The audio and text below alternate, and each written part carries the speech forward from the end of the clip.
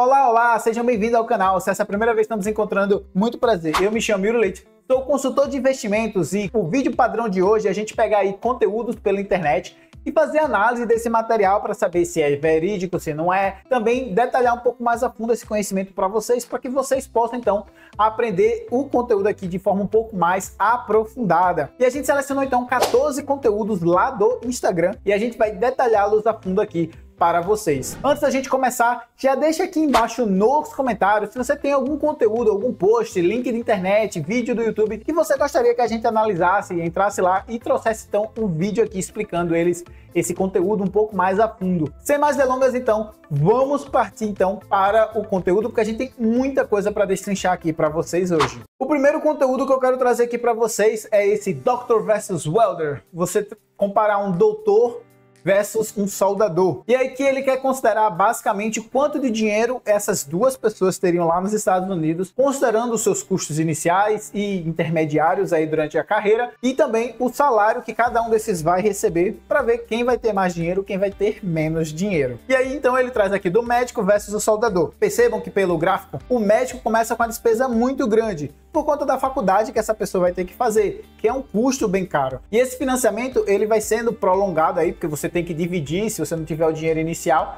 E aí percebam que dos 20 mais ou menos até os 40 você está pagando ali a sua alíquota desse empréstimo que você pegou para poder fazer a faculdade, para depois passar então de fato começar a ganhar dinheiro de fato. E aí então o soldador não tem esse custo, é simplesmente fazer um curso técnico, é bem mais barato. Você faz o curso técnico e já começa a trabalhar, só que ganha um pouco menos. E aí ele traz essa comparação do salário médio dos dois para ver quem teria mais dinheiro. E perceba que até a idade dos 47 anos, o soldador vai ter mais dinheiro do que o médico. Isso acontece porque o soldador pagou menos no começo, o médico pagou bem mais, e aí o médico, mesmo ganhando mais, ele tem que pagar juros e toda a parte do empréstimo, o que faz com que durante um tempo ele fique perdendo para o soldador. Apenas na idade dos 47 anos é que o soldador começa então a perder em relação ao médico. O médico passa, e percebam aí pelo gráfico, quando chega ali mais ou menos em 65 anos, mais ou menos a estimativa que ele calculou aí, o médico já tem mais ou menos uns 5 milhões, enquanto que o soldador vai ter alguma coisa na casa de uns 2 milhões e 800. Então, mesmo o médico começando bem atrás, ele consegue passar consideravelmente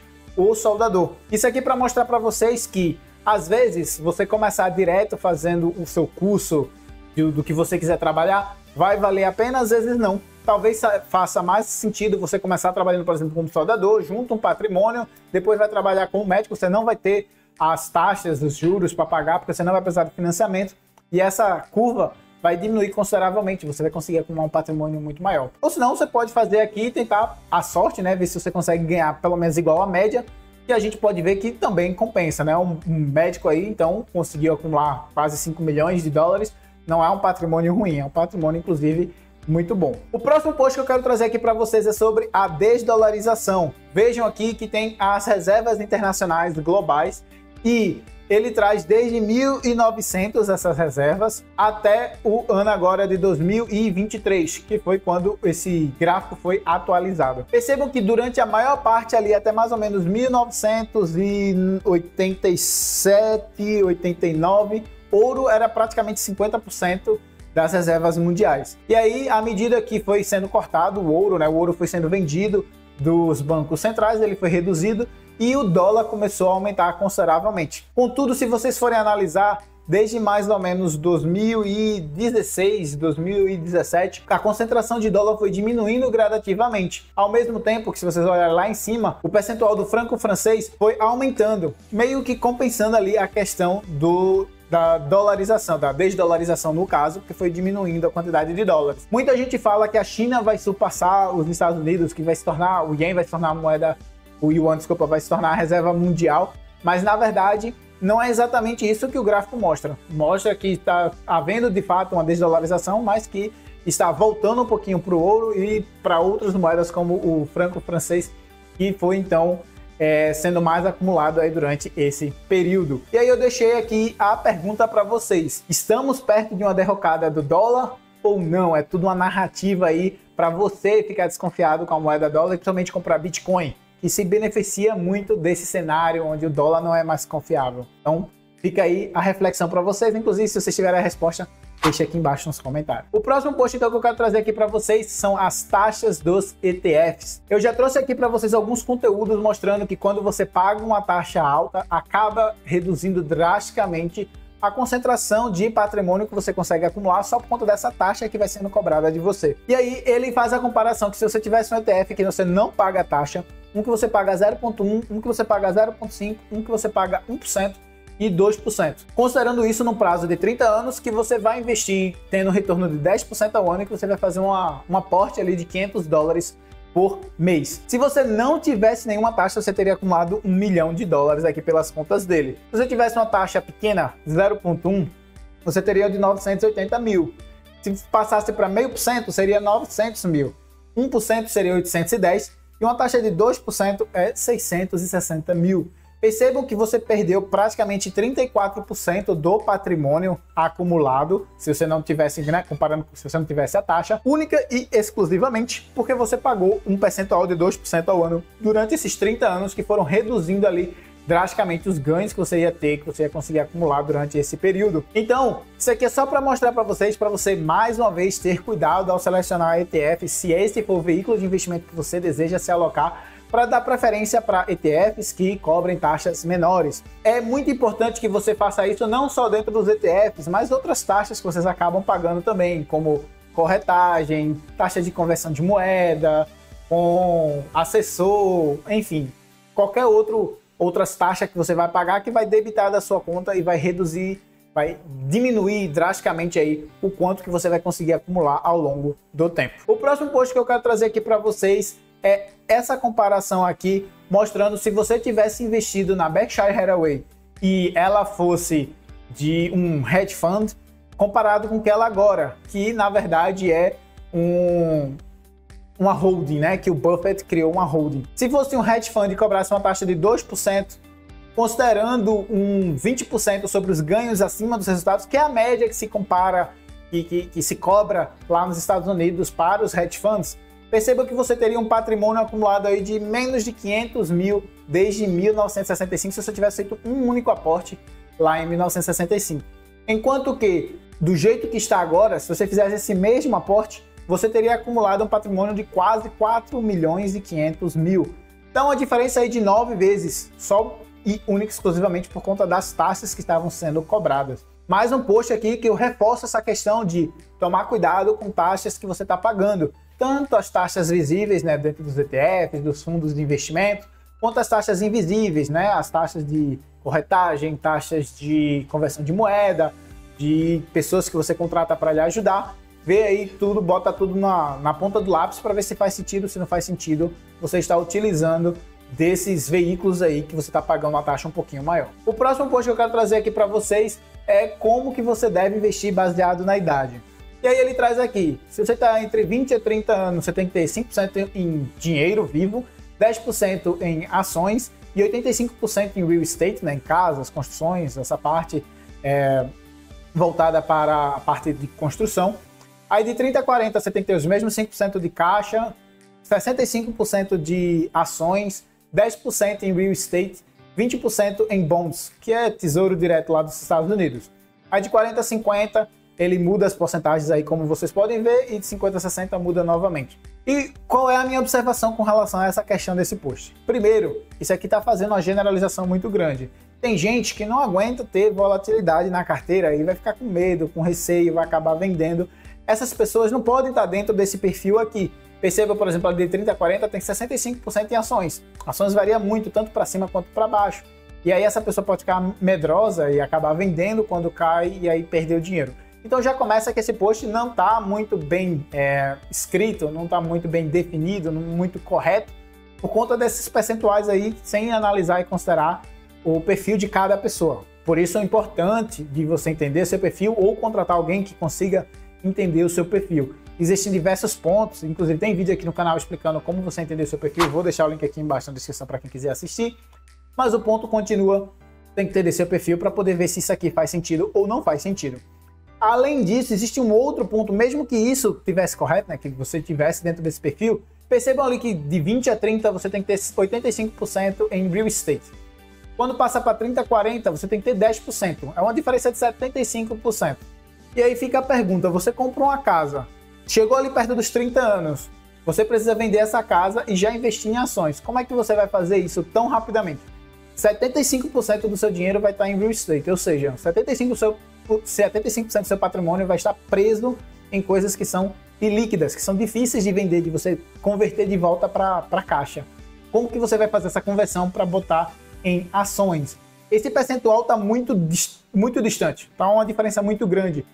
E mesmo que tivesse correto, como eu disse, ainda teria essa questão da diferença que impactaria na forma como você investiria. Para você vender 75% do seu patrimônio, assim, em questões de dias, de meses, você vai precisar dar um desconto considerável, perdendo bastante dinheiro, e acaba que não compensa você ter investido no real estate de inicial. Talvez fosse melhor investir 85% no real estate, ter, vamos supor, 30%, 40% em ações e 45% em real estate. Assim a variação não ia ser tão grande, você ia ter um tempo maior para poder fazer a sua venda e realocar isso para ações. Então cuidado quando vocês verem esse tipo de post que é generalista demais e analisem os números, porque senão você pode acabar seguindo o post e aí acabar tendo prejuízos, porque não está de fato correto com o que acontece no mercado, com a facilidade que é de você aplicar isso de fato. O próximo post que eu queria trazer aqui para vocês é a rentabilidade em dólar das bolsas de cada país este ano. E aí eu queria chamar a atenção aqui para vocês que o Brasil está em último lugar com o ETF EWZ, perdendo 11,7%. Muito por conta da desvalorização do dólar, mas também por uma grande queda da Bolsa de Valores aqui do Ibovespa. E o que é que eu quero chamar a atenção aqui nesse post? Percebam que logo no começo tem Turquia, Peru, Argentina. São países que estão, principalmente a Turquia e a Argentina, estão passando por inflação muito alta e mesmo assim estão conseguindo ter performances boas em dólares. Então é um ponto muito positivo. Muita gente fica, você tem que investir nos Estados Unidos, Estados Unidos, Estados Unidos. Estados Unidos aqui é o 2, 4, 6, 8, 10, é o 12º colocado este ano. Então, tudo que eu quero trazer aqui para vocês desse tipo de conteúdo é você não se prender à questão geográfica. É importante você ter diversificação, ter alocações em praticamente todos os locais. Quanto mais você conseguir expandir isso sem afetar a sua rentabilidade, mais diversificado você vai conseguir ficar, menos sujeito ao risco da ruína você vai estar. Claro que isso requer que você também tenha a capacidade de acompanhar tudo que está acontecendo nesses vários locais e que isso sozinho é difícil de fazer. Então vá com calma também na hora da diversificação. Ou você pode estar se alocando através de ETFs que investem aí globalmente. Existem alguns ETFs que fazem alocações globais já para você selecionar diversas empresas. E aí também mitiga o risco, porque você vai estar pulverizado dentro desse ETF, tendo alocações aí em praticamente todo o mundo. Então, você veja aí direitinho qual é a melhor forma de você estar fazendo isso, mas o que eu quero trazer aqui é a questão da diversificação, quão importante ela é. Se você só tivesse Brasil, você estaria perdendo dinheiro. Se você tivesse metade Brasil, metade Estados Unidos, você estaria no 0 a 0, porque basicamente um anularia o outro. Se você tivesse bem diversificado, provavelmente você estaria ganhando 1, 2, 3%, o que seria muito melhor do que estar metade e metade. Então, vejam aí se faz sentido para vocês isso também. O próximo post que eu quero trazer aqui para vocês é a quantidade de pessoas que tem pelo menos uma criança, só que isso é lá nos Estados Unidos. Basicamente, a ideia do post é mostrar que em 1993, 60% da população tinha pelo menos uma criança, até os anos dos 30, né? Até os 30 anos você tinha pelo menos uma criança. Hoje está em 27%. Na verdade, em 2023 estava em 27%. E aí, o sistema previdenciário dos Estados Unidos vai sofrer drasticamente, porque não vai ter mais a concentração de pessoas para pagar o INSS deles, né? A Seguridade Social deles, lá nos Estados Unidos, para que eles possam se aposentar com qualidade e mantendo aquele valor que se é pago hoje em dia. E aí eu botei a pergunta aqui para vocês. Se lá nos Estados Unidos está desse jeito e eles têm uma imigração muito grande, trazendo mentes brilhantes de vários locais do mundo e que vão para lá trabalhar, produzir e crescer, acaba atraindo muita gente, principalmente mais nova, imagina como é que está a situação aqui no Brasil. A tendência é que daqui 20, 30 anos você já não tenha uma condição boa de se aposentar no INSS. E é por isso que faz sentido você tomar as rédeas da sua vida, se você está aqui no Brasil ou onde quer que você esteja, começar a investir, colocar seu dinheiro para trabalhar para você, e aí a partir disso você conseguir construir uma renda que vai pagar pelos seus custos sem que você fique dependente do Estado ou dos seus familiares e amigos. É importante que você comece a investir.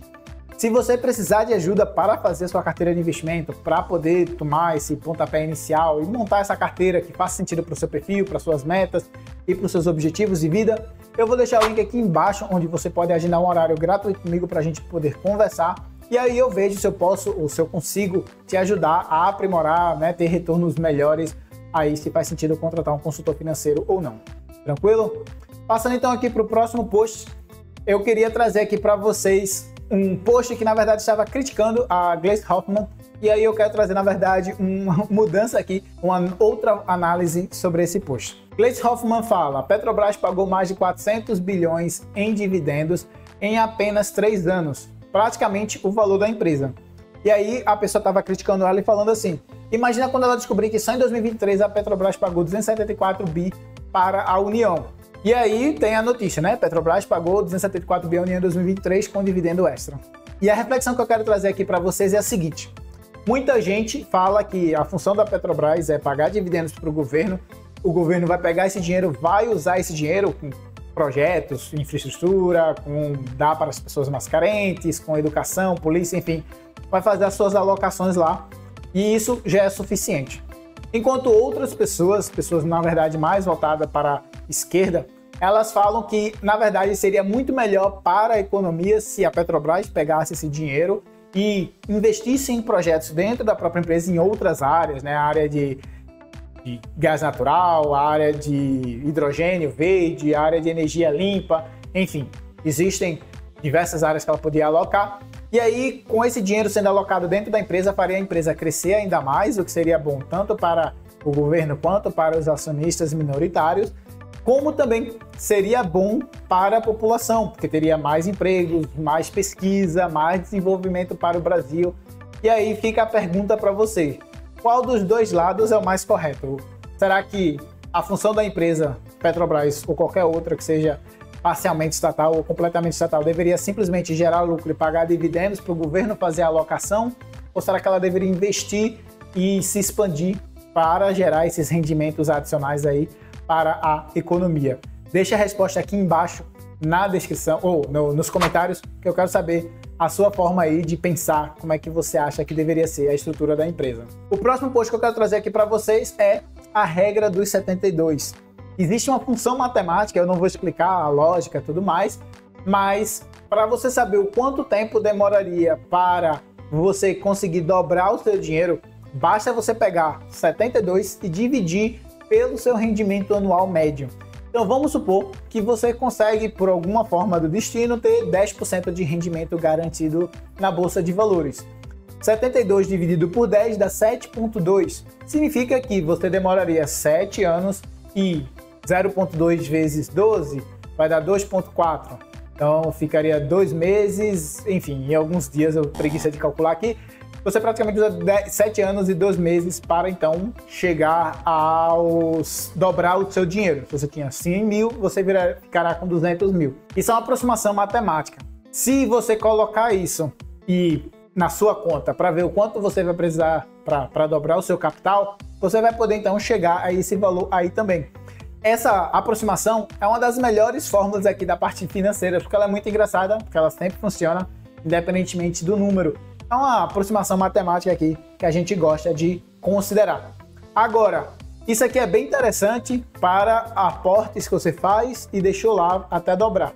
Só que na vida real, o que a gente deveria fazer são aportes constantes. Então acaba que esse valor aqui, na verdade, acontece bem antes. E aí, né, não é exatamente essa aproximação. Isso aqui é uma aproximação, você deixou o dinheiro, ele dobra. Você vai colocando aportes, esse valor vai aumentando, então não é exatamente o mesmo tempo, você acelera esse montante. Mas é legal de você saber para que você possa calcular aí quanto tempo vai demorar para você chegar no patrimônio que você quer acumular. Ou se não, você pode assistir outro vídeo aqui do canal, onde a gente tem uma tabela que a gente atualiza para vocês, você bota todas as informações lá e ela calcula quanto tempo vai demorar para que você consiga acumular o patrimônio que você deseja. Inclusive, se for só dobrar, vai ter lá também como você chegar nesses valores. O link da tabela e o do vídeo vai estar aqui embaixo na descrição para quem quiser assistir. O próximo post é na verdade uma reflexão que eu queria trazer aqui para vocês. A ideia era, na verdade, um carrossel. A pessoa que criou estava detalhando qual foi o pior investimento que ela já tinha feito na vida. E aí eu queria trazer aqui para vocês o meu também. Qual foi o meu pior investimento? Eu pensei muito aqui para trazer para vocês e eu posso dizer que o meu pior investimento foi ter alocado recursos na plataforma FTX. Quem já me acompanha aqui há mais tempo sabe que eu tinha uma conta na FTX, onde eu usava para ficar fazendo trading, né, compras e vendas de curto prazo, para fazer uns ganhos de capital aí e conseguir bater mercado do Bitcoin e tal, tentando ter um acúmulo um pouco maior do que as criptomoedas oferecem se você simplesmente segurar. E aí o que aconteceu é que esse recurso que estava lá na plataforma foi completamente destruído porque a plataforma faliu. Foi em novembro de 2022, se não me falha a memória, a plataforma, né, faliu, era na verdade um esquema pirâmide, o cara já foi punido e está no processo gigantesco lá nos Estados Unidos para saber se recupera ou não recupera o dinheiro.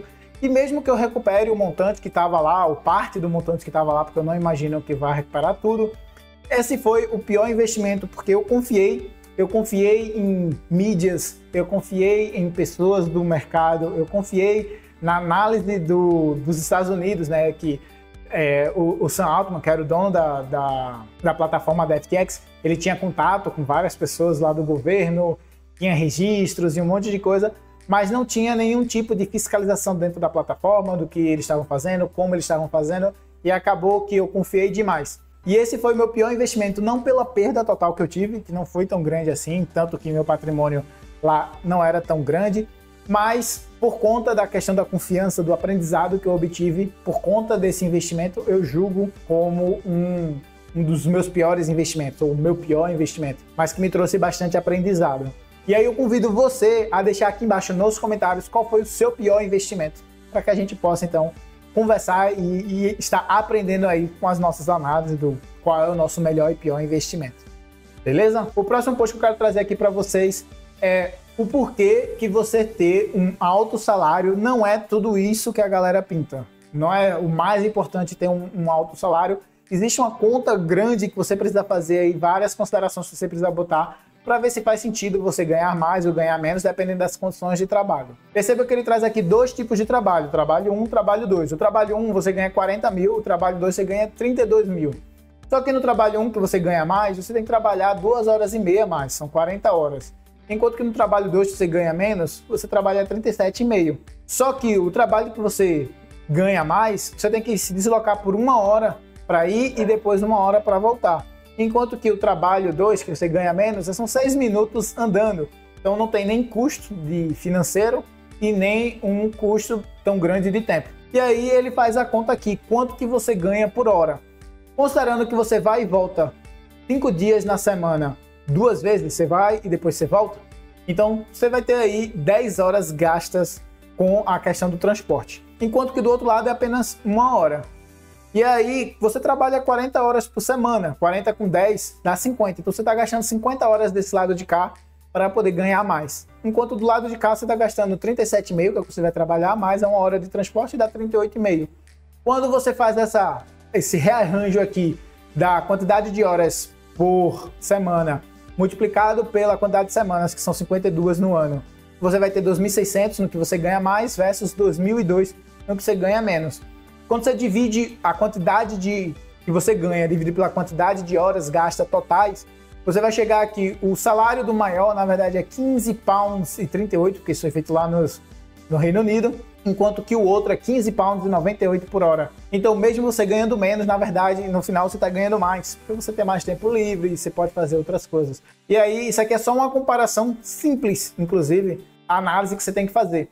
Eu lembro, no meu caso, por exemplo, quando eu estava na Irlanda, que alguns trabalhos me ofereciam comida, outros não. Uns eu podia pegar gorjeta, outros não. Eu tinha que me deslocar de ônibus, os outros eu poderia ir a pé ou de bike. Tudo isso tem que entrar na conta, porque tudo isso é despesa de tempo, despesa de recurso, e você precisa computar tudo isso aí para ver o que é que você de fato vai ganhar mais, né? O que é que faz mais sentido para você. Além disso, também tem que considerar a questão de impostos, se você está na alíquota de 0, de 20 ou de 40, no caso da Irlanda ou dos outros locais. Muitas coisas têm que ser adicionadas aqui na conta. Não é tão simples feito simplesmente escolher o que você ganha mais Além do fato de que quando você ganha mais, normalmente você tem mais responsabilidades, mais estresse, e aí talvez não faça sentido o custo-benefício para você. Para você fazer essas contas, você pode simplesmente pegar uma planilha de Excel ou você pode contratar um planejador financeiro, um consultor financeiro que vai fazer essas contas para você. Inclusive, para os meus clientes, eu normalmente faço essas computações todas também quando é necessário. Tranquilo? O próximo post que eu queria trazer aqui para vocês é: não ponha seu foco em investir R$1.000 por mês logo de cara. Então aqui a ideia do post é te ensinar a criar metas e objetivos para você, então ir atingindo essas metas e objetivos e chegar no objetivo final. Se você bota como meta €1.000 por mês, e aí, ou R$1.000 por mês, não importa a unidade, 1.000 por mês, e aí você só pode 200, até chegar nesses 1.000 vai demorar muito. Então você vai ficar frustrado, vai acabar desistindo, pode pensar que não vai fazer sentido para você e acabar saindo dessa meta ou destrilhando dela, indo para acabar gastando dinheiro e não juntando nada. Então é melhor que você foque primeiro a juntar os seus primeiros R$100, depois bote 200, 300, vai subindo gradativamente. E aí fica a reflexão, então, como construir as suas metas da forma correta. Eu normalmente gosto de chegar no objetivo, o seu objetivo é, vamos supor, 1.000 por mês. Eu gosto de botar 10%. Então, se o objetivo é 10%, o primeiro 10% de 1.000 é 100, eu vou lá e 100. Depois é 20%. 20% de 1.000, 200. E assim sucessivamente vai aumentando de 100 em 100. Vamos supor que a sua meta agora seja 5.000 por mês. 10%. A primeira meta é 500. Depois 1.000. Depois 1.500. Então eu vou fazendo normalmente 10% da meta total, depois 20%, depois 30%, gradativamente aí, para que a pessoa vá sentindo esse estímulo, vá conseguindo fazer pouco a pouco para chegar lá. Você pode utilizar esse de 10% se você desejar, você pode botar um pouquinho menos, né? 5, de 5 em 5, 5, 10, 15, 20, em vez de fazer de 10 em 10, feito eu faço. Você pode fazer de 1%, o que você achar que faz mais sentido para você. Lembrando que quanto mais você dividir, quanto menor for esse número percentual, mais fácil vai ser para bater a meta. E se ficar muito fácil, você vai acabar, né, ridicularizando aquilo e saindo dos trilhos. Se ficar muito difícil, também vai acontecer isso, você vai acabar se frustrando e saindo dos trilhos. Tem que ser uma meta que não seja nem muito fácil, nem muito difícil, mais ou menos no meio termo. E é por isso que eu gosto ali dos 5, 10%, que eu acho bem plausível. Se você quiser compartilhar a sua forma de construir metas e objetivos, eu peço que você deixe aqui embaixo nos comentários também, para que outras pessoas possam ver a sua forma e ver se faz sentido para elas ou não. O próximo post que eu queria trazer aqui para vocês é trazendo uma comparação de quanto tempo demora para você juntar cada um dos seus 100.000 primeiro unidades de moeda. Dólar, real, euro, não importa. Os seus primeiros, se você conseguir botar aí 1.000 unidades de moeda num retorno de 8% ao ano, vai demorar uma média de 6,5 anos. O segundo 100.000, né, do 100.000 para o 200.000, já demora 4,3, o terceiro 3,2 e assim sucessivamente.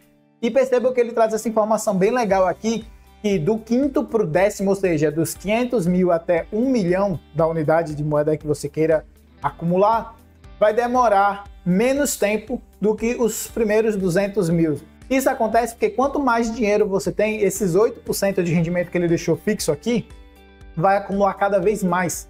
8% de 10 é 80 centavos, enquanto que 8% de 10 é 80 centavos, enquanto que 8% de 1 milhão já é muito mais do que isso, né? É 80.000. Então, assim, a forma, quanto mais você tem aqui, mais esses 8% vai acumulando, menos você tem que colocar do seu para conseguir bater esse objetivo final. E é por isso que faz mais sentido você focar nas metas pequenininhas, depois você vai aumentando gradativamente, aí conseguiu chegar nesse valor, você vai mantendo, e você vai reparar que quanto mais você vai mantendo, quanto mais consistente você vai conseguindo ser, mais rápido esse dinheiro vai juntando, aí você vai ficando cada vez mais feliz e querendo juntar mais, e acaba que trabalha duplamente para você, porque a dopamina acaba te ajudando a acumular mais patrimônio. O último post que eu queria trazer aqui para vocês, então, é o Bond Investing Terminology, né? São algumas terminologias, algumas palavras que são usadas dentro do investimento de bonds, de tesouro direto, lá dos Estados Unidos, e eu queria trazer aqui para vocês essas explicações porque eu achei que faz um resuminho bem legal e que faz muito sentido, muita gente não sabe. Primeiro, o que são bonds? Os bonds nada mais são do que empréstimos que você faz. Ele coloca aqui, tanto empresas quanto o governo estão vendendo bonds para poder acumular, para poder levantar dinheiro para os projetos que eles tenham, né? O governo para poder fazer alguma infraestrutura, educação, polícia, enfim, as empresas para fazer seus projetos pessoais e se expandir. Isso aí, basicamente, que eles vendem é um título, esse título é chamado de bond. O que é maturity, que é a maturação do título? É exatamente o tempo que vai demorar para você ser pago novamente o valor que você emprestou, mais aqueles juros que foi combinado na hora que você comprou aquele título. O que é o face value? É a quantidade de dinheiro que vai ser pago para você no dia da maturação. Então você emprestou 100, o face value vai ser 100 mais essa taxa de juros que você vai receber aqui lá no final. Aí depois ele traz aqui o que são os cupons. Os cupons são os pagamentos regulares que são distribuídos para quem comprou aquele título, né, do bond. Aí quem vendeu aquele título vai pagando juros gradativamente, se tiver os cupons, né, não todos têm. E aí você vai recebendo esses interesses, né, essas taxas de juros que foi combinada aí ao decorrer desses pagamentos. E aí no final você recebe depois todo o valor de volta. O que é o yield? O yield é o retorno total que você tem. Basicamente é pegar o que você recebeu dividido pelo que você pagou menos o 1, né? Que é o 100%. Então você faz a porcentagem aí do quanto que você ganhou. Basicamente já é aquele valor combinado que você tem, que já é descrito, 5% ao ano. Então o yield aqui vai ser 5%. É o valor que você vai ganhar, o esperado que você ganhe, se quem pegou o dinheiro consiga pagar o título que você comprou. O que é o default risk, né? O risco de default, o risco da pessoa não conseguir pagar. É basicamente o risco da pessoa que está vendendo aquele título depois não ter dinheiro suficiente para poder fazer o pagamento, honrar com o compromisso que ele assumiu com você. Então, tem um risco aí da pessoa não conseguir pagar. Os Estados Unidos é considerado que tem menor risco de default, porque eles imprimem a moeda dólar, então eles conseguem pagar todo mundo em tese, é considerado como risk-free, né, o livre de risco. Mas algumas empresas, principalmente empresas pequenas, têm uma chance maior. E aí tem um nível, né, de crédito, né, de rating de crédito que cada uma das empresas vai ter. Inclusive, ele coloca aqui o que é o credit rating, né, justamente o rating de crédito que eu estava falando. É o score, né, a pontuação que indica a probabilidade de você conseguir receber esse dinheiro de volta ou não. Ela vai de AAA ou AAA, 3A, que é o menor risco de você perder seu dinheiro, até o D, ou Junk Bond, que é o bond de lixo, que é o que tem a maior chance de você não receber esse dinheiro de volta. Tem um mercado secundário também. Você pode pegar diretamente com quem está vendendo. Eu sou uma empresa e aí eu preciso de dinheiro, eu vou lá e vendo. Você compra, é o mercado primário. E existe o mercado secundário, onde você que comprou de mim pode vender para uma terceira pessoa e essa pessoa vai pegar o seu dinheiro, o seu título, e vai te dar um dinheiro em troca desse título. E aí eu não devo mais para você, eu já devo para outra pessoa. Tá entendendo? Então existe também o mercado secundário, que é basicamente o que ele traz aqui. É um local onde você pode vender para outras pessoas. Pois bem, pessoal, esses foram os 14 posts que eu trouxe aqui para vocês, que a gente analisou em detalhes, falando, explicando bem a fundo cada um deles.